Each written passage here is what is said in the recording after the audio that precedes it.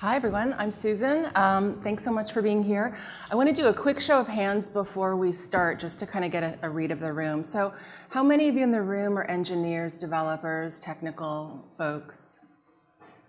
And how many of you are sort of on the business side, marketing or elsewhere? And okay, good, so a pretty good mix. All right, and one more question for you. How many of you, this is sort of the first or an early conversation about ethics and AI? So you feel like you're kind of at the beginning, okay. How many of you are kind of like pretty fluent with the issues? And anybody actively working on this issue within your own company? Okay, good, so pretty good mix. So I'm gonna try to find a happy medium here. But first I wanna start by clarifying some terms. So I'm not gonna talk about data ethics per se in this talk. I kind of like this example or this definition by Luciano Floridi from the Oxford Internet Institute. He's a philosopher and focuses on ethical AI. And basically what he says is, self-learning and autonomous systems. So that's pretty much where we're gonna focus. And I'm also not gonna do a huge definition on what AI means, because then we'll be here for like 3 or 4 days. So that's the first piece. The second piece is I really wanna lay out that there's this huge gap in terms of understanding the issues around AI ethics for a lot of different reasons. On the one hand, we have the issues around the 2016 election and what's happening with Facebook and Cambridge Analytica and all of that stuff. And in some ways, it's a blessing and a curse and it's a blessing because it sort of raised the issue of how algorithms work, kind of to the broader, to the broader set of people around the world. That's kind of a good thing because now people are a little bit more aware. But on the other hand, it's also kind of focused the issue on one very narrow piece or one very specific piece of this whole issue. So during this whole Cambridge Analytica 2016 thing, the former chief security officer of Facebook, Alex Stamos, one day went on a bit of a Twitter rampage, essentially, and it was pretty defensive. It was one of those things where like he had been trying to explain Facebook's position and they were having a very difficult time of it. As you know, they continue to have a very difficult time of it. And at a certain point he said, nobody's not aware of the issues around algorithms. Nobody's not aware of the risks. And I thought it was stunning that he said that. And the reason I thought it was stunning is that he was really referring to Facebook, Google, Microsoft, Amazon. Like those guys know algorithms aren't neutral. The rest of the world does stuff like this. This is an actual search from the other day. Could artificial intelligence create an unemployment crisis, take over the world, be dangerous, replace doctors, have consequences, be humanity's biggest threat, take over Earth, lead to world peace, help us, etc. And what that gives you a sense of sort of the difference or the conflation that people have between artificial general intelligence and what they've seen in science fiction, and maybe what some philosophers and futurists are thinking about in terms of the future, and the real issues that we're facing today. So let's focus on the real issues that we're facing today. I see 4 things. The first is the obvious one. Algorithms encode and amplify bias. Data encodes bias, algorithms amplify it. So that's the first thing. And I'll talk about that in some detail. The second is sort of this question of anthropomorphism. Should machines try to replicate things that humans do? Okay, sure. Should machines feel and seem human? That's another question altogether. Veracity is really around the issue of how do we know that we're interacting with something that is real, i.e. real content, or a real person, as in with chatbots and voice agents and things like that. The next is around explainability. So, with machine learning or with, AI technologies loosely defined, you know what the inputs are, you know what the outputs are, but in the middle is this black box. Different people have different points of view about what explainability really means, but that's a huge issue because especially in corporations, and many of you probably work in corporations, there have to be governance processes to understand what happened, to be able to repeat things that you want and not repeat things that you don't want. And then on the side of governance structures, that doesn't mean government and it doesn't mean regulation. What it means is accountability within, let's say, whether you're a startup, whether you're a consultant, whether you're a large corporation. How do we actually create a culture of accountability around creating ethical customer or human-centric systems and products, and how do we kind of reinforce that over time? And then how do we protect ourselves from a legal standpoint and all that stuff? So on the bias side, I kind of think about it in a sense sort of like the environment. And bias behaves like a toxin in the sense that, you put biases in a data set, and then it filters through all these different systems and finds its way into the weirdest places. Very much like if you put, a pesticide in a reservoir, it would find its way to different places, right? So on the societal side, we've been having this conversation for some time. So, books like Kathy Smith's Weapons of Mass Destruction, books like Safiya Noble's book, lots of, there's a book called, horrible title, but apparently a great book, I haven't finished it myself, called Artificial Unintelligence. Don't ask me who came up with that. But those kinds of issues around the impact on the education system, the impact on the criminal justice system, people of color being caught up in, or being disproportionately singled out in terms of algorithms, in terms of things like predictive policing and sentencing and things like that. Credit and insurance, lending, all those kinds of issues. Those are sort of filtering out society. On the industry side, or on the business side of things, these data sets are feeding things like recommendation engines, search engine algorithms, personalization, audience segmentation, which is critical for marketing, and so many other things down to product development and other kinds of things that companies do every day. You need to understand who your audiences are. We're moving way past the era of demographics where we basically say men like X and women like Y, and we're trying to understand a little bit more about what specific people or specific groups of people like and want. Problem is, the bias trickles in and actually ends up getting amplified in a way that's not ideal. Ad targeting, voice agents and chatbots, all these things. So bias kind of moves in, and I'm going to show you some examples.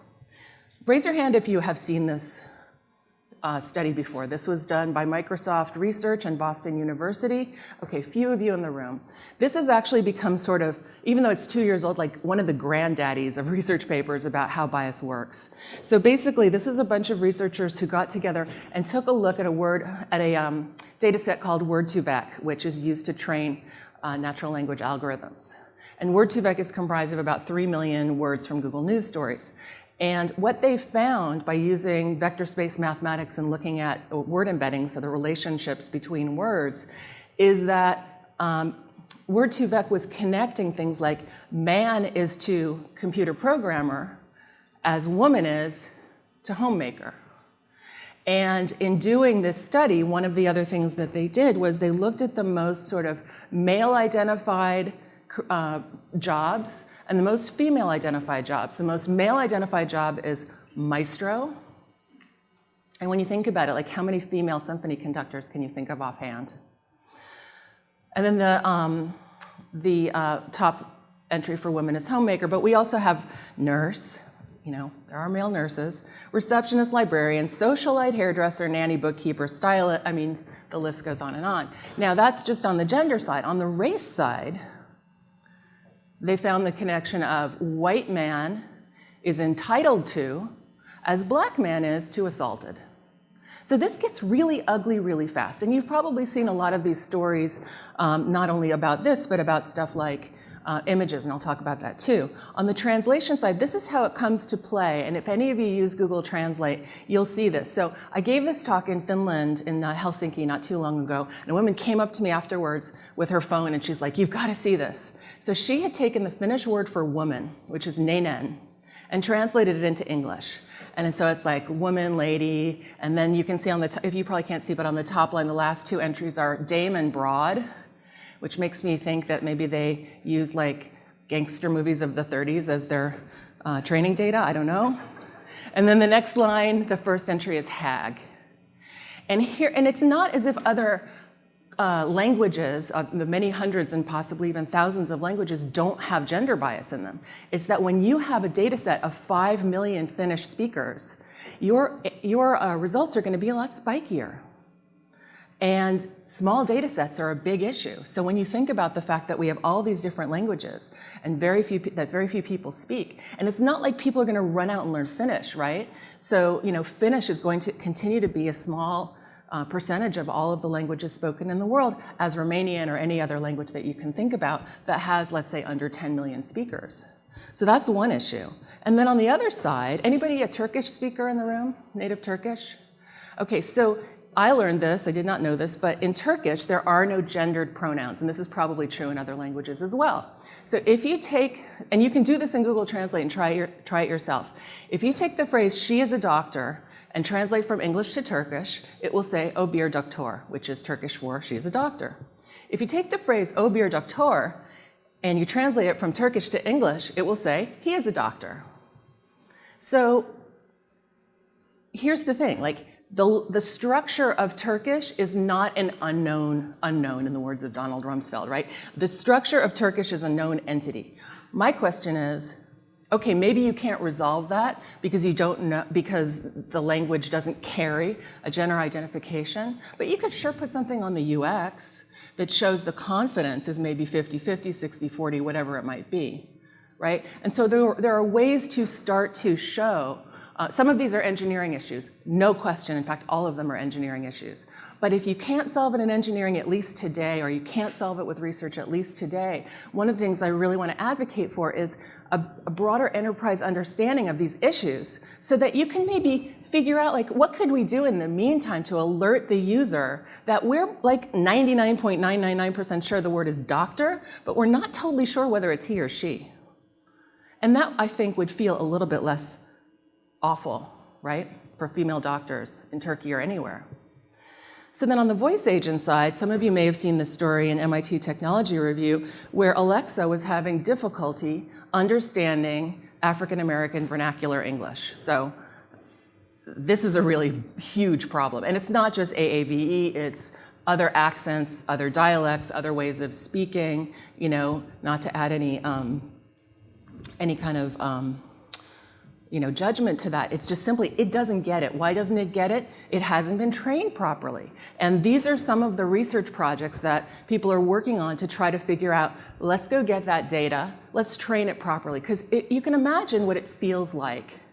I mean, not to feel heard, right? Just as a human being, you're trying to do something, you don't feel heard. The first thing is it's frustrating. The second thing is it's kind of humiliating. I mean, it's humiliating enough when a human being doesn't hear what you're saying, doesn't get what you're saying. When it's an inanimate object, it's that much worse. And so, and then you think about how that filters through, and now you've lost your audience. So that's thing one. And then, of course, there's reinforcing gender stereotypes. So, many of the voice agents have female voices, have female names. The ones that do calendaring and that are like helpers. So these are decisions, again, this is not an engineering decision, right? This is a brand and design issue. And so again, you have to think of this as something that sweeps through from the research and engineering all the way to product development, design, and marketing decisions that are made. So then there's the sort of, what I think about is the human impact of abstraction. So when you take people, and we're inconvenient and messy and annoying, right? But when you take us and you turn us into math, you lose things. Now, there was a story that you may or may not have seen about Amazon's recognition software, which is their image recognition software, which looked at all the members of Congress and disproportionately incorrectly labeled African American members of Congress, including 6 members of the Congressional Black Caucus and John Lewis, as criminals. So if that happens to John Lewis, imagine what's going to happen to the rest of us, right? Or to the rest of the world. And that is, that's an assumption of criminality. That's, again, completely inappropriate. And there are many other examples of this. On the other side, there's Amazon, which rolled out its same-day delivery service.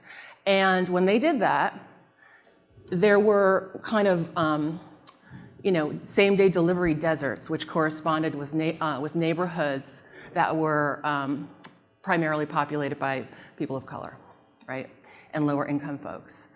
And so this is where you kind of have to get to what's the intention. Did Amazon intend to call John Lewis a criminal? No, clearly not. There was not an intention there. In fact, the intention is sort of irrelevant, right? Because it happened. On the Amazon side, you could argue, well, this was a business decision. And okay, it's a business decision. I mean, we don't have any control over what Amazon does unless we all band together, and even then we probably don't. But this is where you have to think about like how the organization itself is going to make those decisions and what those kind of unintended consequences might be, or intended consequences. So when you take, back to kind of that Word2Vec example, when you start to train these algorithms with this data, what you end up doing is amplifying bias. And the reason is, if you have a population, let's say that's 70%, 80% men and 20% women, these algorithms work probabilistically at the simplest level. So it's 80% likely it's a man. So it's going to show you a man. So if you look at this, you'll see in this particular example that the more they trained the algorithm using biased data, the more likely it was that person number 4, who's a man standing in a kitchen, is incorrectly labeled as a woman. Why? Because they had more photographs of women standing in kitchens than they had of men standing in kitchens. If they couldn't resolve it, they figured it was a woman. Here's the bad news, here's the good news. Here's really bad news, okay? So when computer vision or imaging is used to detect skin cancer, it's really good at Caucasians. It's really, really bad at identifying skin cancer in people of color. And in fact, there are plenty of other issues that come up around sensors and image recognition, and you've probably seen and heard many of them. So that's the bad news. Part of this is actually not just about the algorithm. Part of this is that dermatologists themselves are very bad at doing this. And so typically what happens is Caucasians get skin cancer more frequently, but people of color tend to get it and have a higher mortality rate because they're diagnosed later because of the difficulty in diagnostic criteria. But in this article, which is in The Atlantic, and I highly recommend you read it, the doctor who was cited throughout the story said, but this doesn't mean AI is bad. I actually think AI is potentially amazing, and here's why. If we can get data from populations who have had skin cancer, if we can use that to train our algorithm and improve our algorithm, then we can provide low-cost digital diagnostic services to populations who do not have that ability to hire, to find all these dermatologists, or people who have the money to pay for dermatology services. And so when you think about sort of what happens when you take the AI issues and the bias and the bad news and you flip it and fix that problem, then the opportunities really open up. So I also want to mention that bias is kind of, everybody's watchword in, in enterprise is digital transformation. We're going to take organizations, we're going to make them digital, we're going to run businesses digitally, we're going to be more productive, more efficient, we're going to find new business models, all of that stuff, right? But bias is also a digital transformation issue. And here's why. There's this concept of micro moments, how many times, for example, you pick up your device, you look at your computer, you talk to your Alexa or your Siri, you interact with in some digital way. That's a micro moment. You need something, you're curious about something or learning something, you want to buy something, you want to connect with somebody.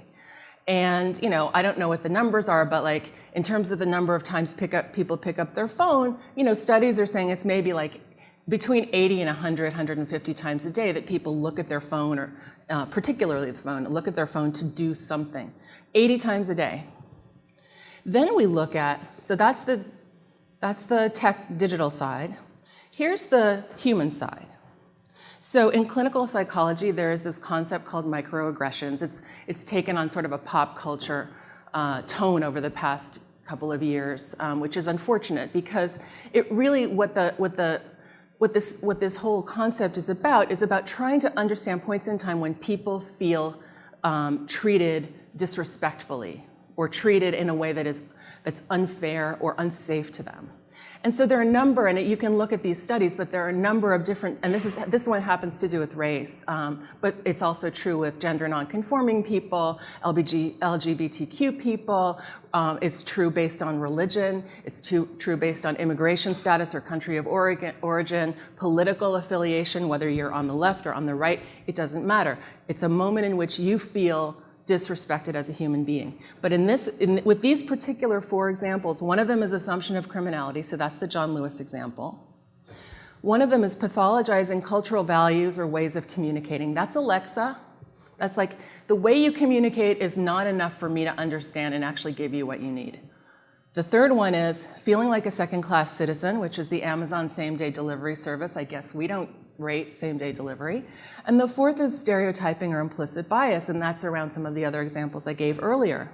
So when you take micro moments and you add these microaggressions, imagine how many times in a digital space people feel that they're treated with disrespect. So I'm just going to call these digital microaggressions. I'm not sure that is the right label. People sometimes call it digital violence.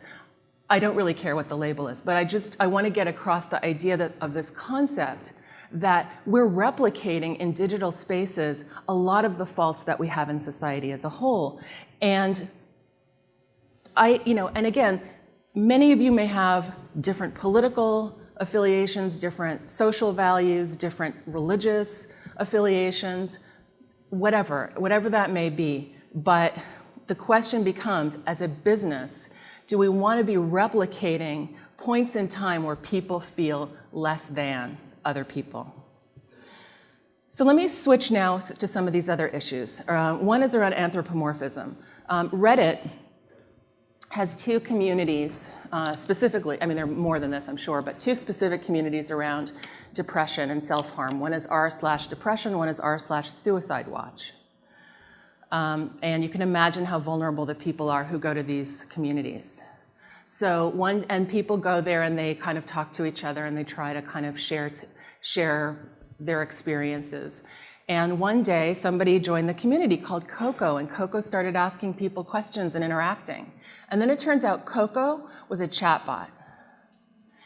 And so the community was up in arms for obvious reasons, because Coco hadn't disclosed that it wasn't human. And there are very good use cases for chatbots for depression and mental illness and other kinds of emotional and psychological issues.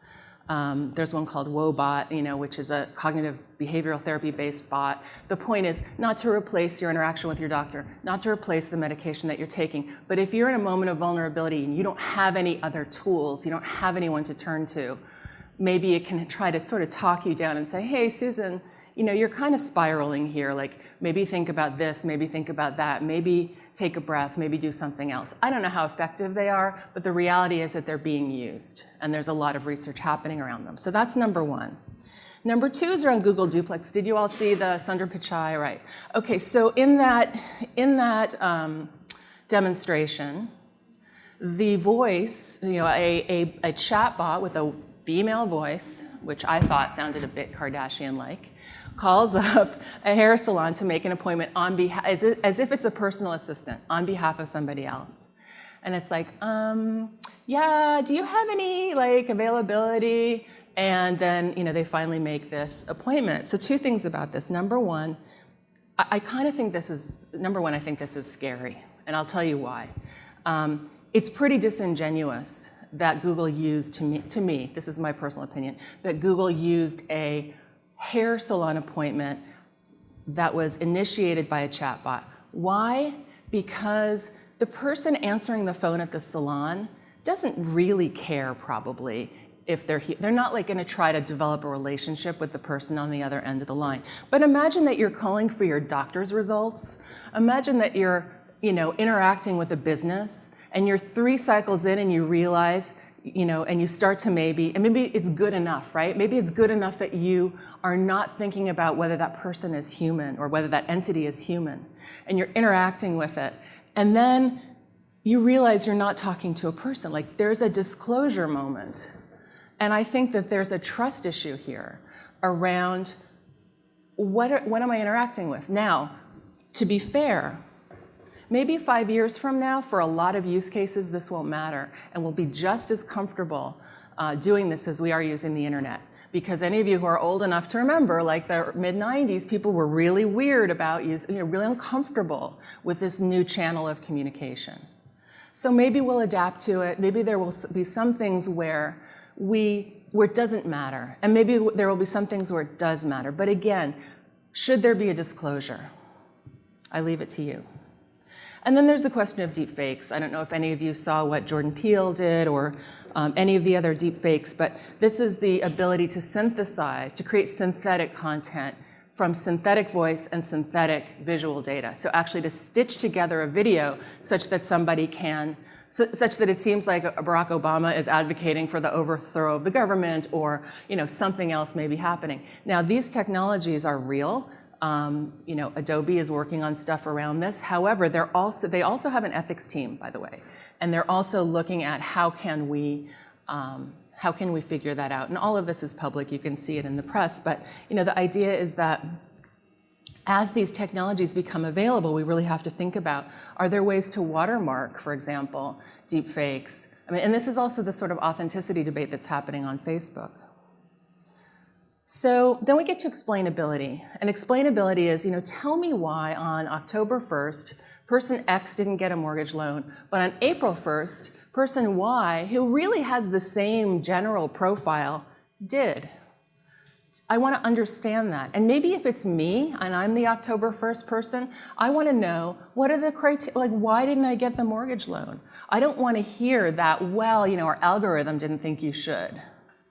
I want to know, well, maybe it had to do 25%-ish with your credit score and 20% with this and 20% with that, and whatever that might be. I don't want to hear that, as happened with some of the criminal justice stuff, that, well, you have relatives who have served time in prison, therefore we didn't think you should have a house. Because there are different attributes of different people that are more or less, that may be predictive on a statistical level, but aren't fair. So in terms of explainability, it will be contextual. If I'm on Uniqlo, I'm just using them as an example, but like Uniqlo's website, and I want a blue sweater and it shows me a red sweater, I'm not gonna sue them, right? But if I have something going on and actually if I'm trying to get a medical diagnosis, and it says there's an 80% chance I have a certain condition, my doctor will then order other tests in I forget what the word is, but like other kinds of tests to do that diagnosis to figure out whether I have the condition or not. I don't care why it said I 80% have that thing. I want to know if I have the thing. But then if you get into, did I get a loan? Did I get a low interest rate? Could I buy a house? Was I sent to, did I get a longer prison sentence?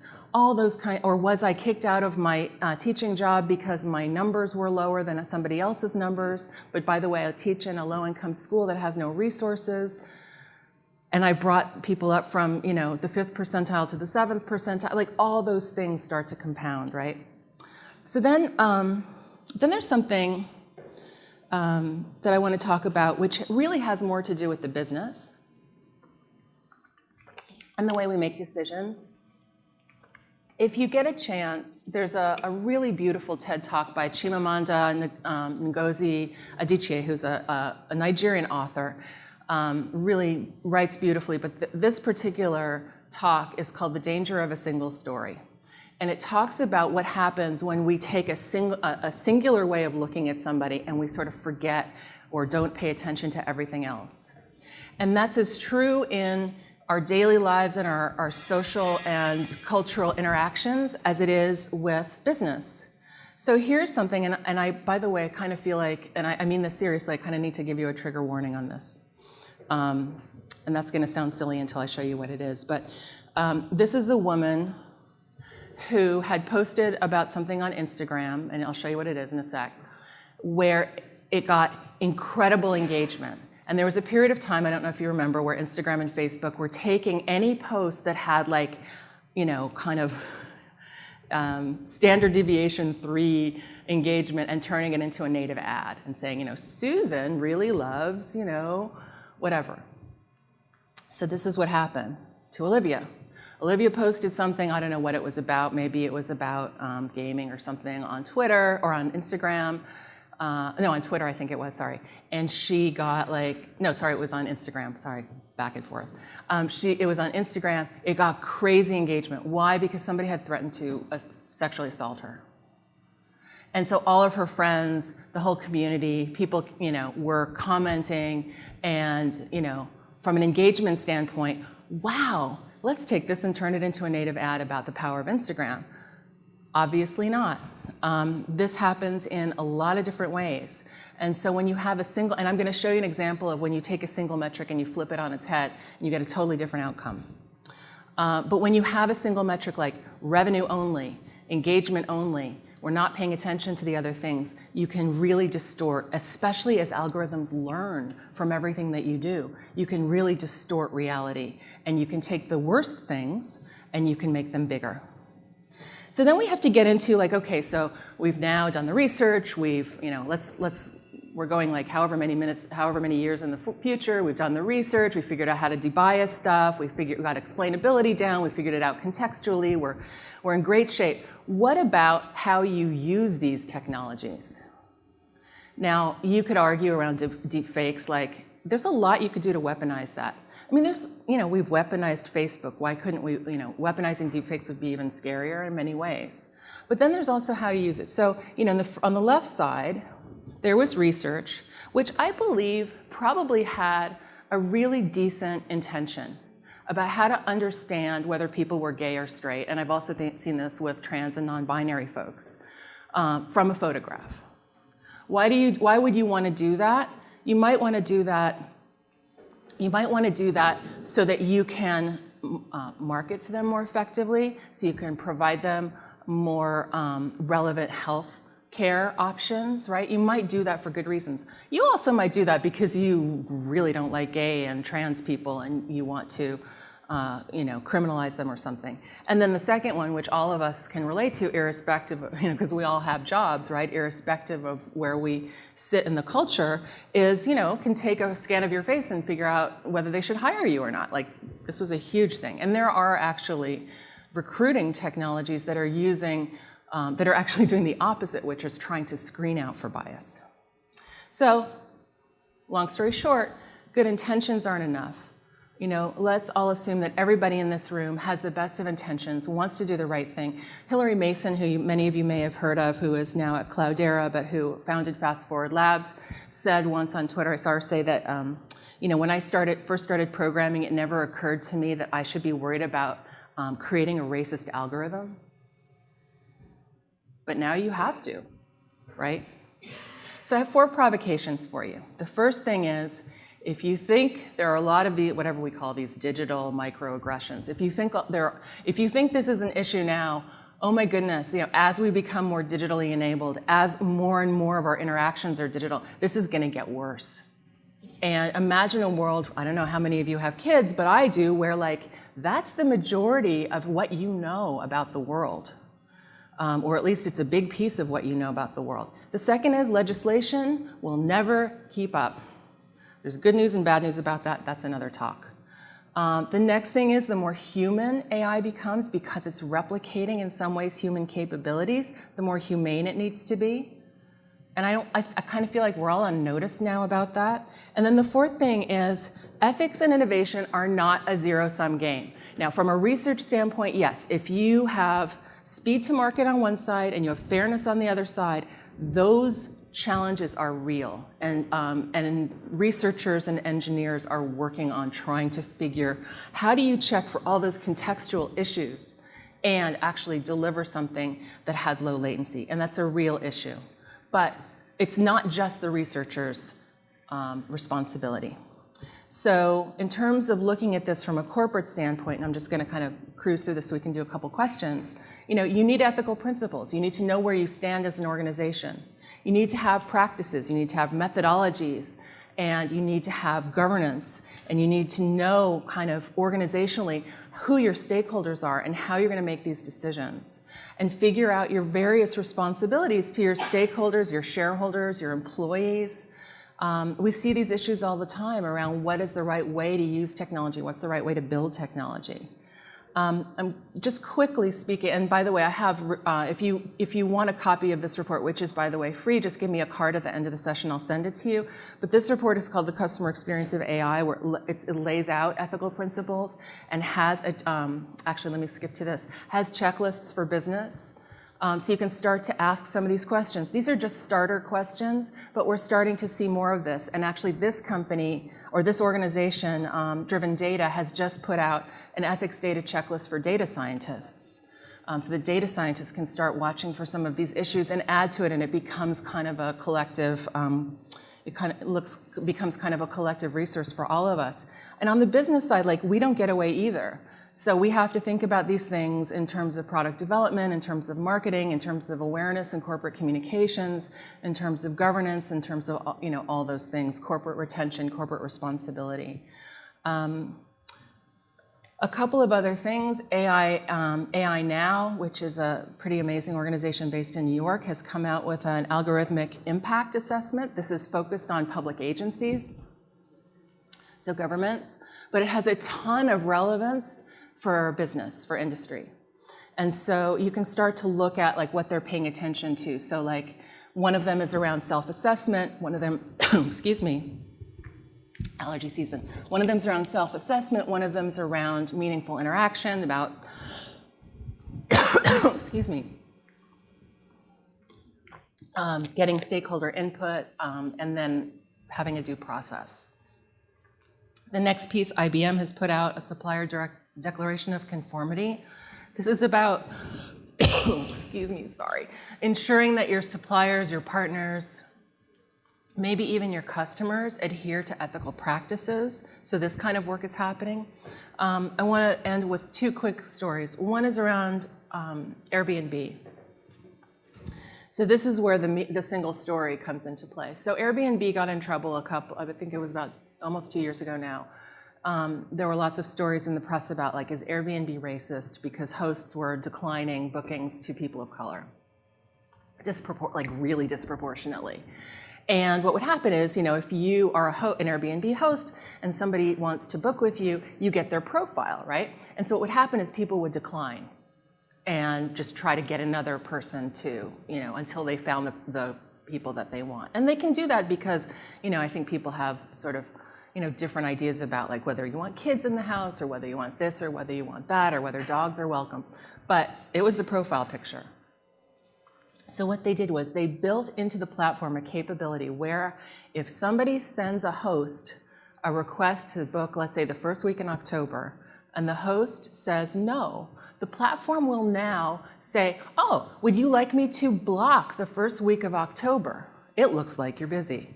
And if the person says no, keep it open, then they want to know why. Why didn't you allow this person to, or this family to, stay in your place? And if this happens with people of color multiple times, that person's kicked off the platform. So this is where the principle and the practice and the use come into play. So number one, the principle is, yes, we want to make money, but you know what's more important? Being a trusted, inclusive, welcoming brand where we live that value. The practice is, we will not allow racism on our platform, and the action is, and we will kick you out if you go against that. The last story is around Volvo. Introduced their driverless car in Canberra, Australia. It starts crashing into kangaroos immediately. Long story short, developed in Sweden. No kangaroos in Sweden. No kangaroos in their small animal detection system. They weren't using LiDAR, for those of you who want to know, I guess for this particular iteration. The issue is not what technology were they using and how could they have avoided the kangaroos. The issue is nobody thought about kangaroos in Australia. Again, this is a like Turkish, like Finnish, this is a known issue. This is stuff we humans know. This is something any 2-year-old knows. So the point is to find the kangaroos. So finally, this is an expectation setter here, which is that we don't have all the answers. We may not have a lot of the answers for years, But that doesn't mean that we shouldn't be on notice. It doesn't mean that we shouldn't be building organizational awareness and competence around addressing these issues, if not in research, if not in engineering, maybe in user experience, maybe in marketing. There are ways to do this, and we got to do it. Finally, just a quote from Dre McKesson, who's a kind of a hero of mine. The point, this is a book that he's got coming out. I think it's just hit the bookstores. But what really hit me were the last 3 words, which is that we want to have a world where people feel happy and can build their lives. But hope is work, and this is going to be work. So with that, I don't know if I have a minute for 1 or 2 questions, but thanks so much. Thank you so much, Susan. I think we have time for 1 public question, and I'm looking for a raised hand of somebody who'd like to ask. I'd like to hear a little bit more about governance, actually. Yeah. And how we govern AI in corporate settings. Do you have any thoughts on that? Can you give me a more specific question? Like how we govern what? AIs affect the community, they affect the employees, they affect all the corporate stakeholders. Yeah. And yet there's really very little governance. Yeah, sure. So I'll give one example, which is that, how engineering organizations have bug bounties? We need to build ways that it's actually positive for people to raise these questions. That it doesn't become this sort of really uncomfortable thing where I noticed you're a different race from me. Or it's this really uncomfortable thing where I found something in our product that's kind of icky or disturbing or requires more work. Like there should be some kind of positive impact for people to raise their hands. Because this is just the way it is, right? We're people, we're flawed, we're a mess. Our systems and services and products replicate who we are, and this gives us an opportunity to think through what kind of a company do we want to be, what kind of a world we want to be. So I think that's one thing companies can do now, which is create incentives for people to start to behave and identify behaviors that they don't like, that they think are problematic, along with, if they have them, solutions. Great, thank you very much. Thank you. Thanks, everybody.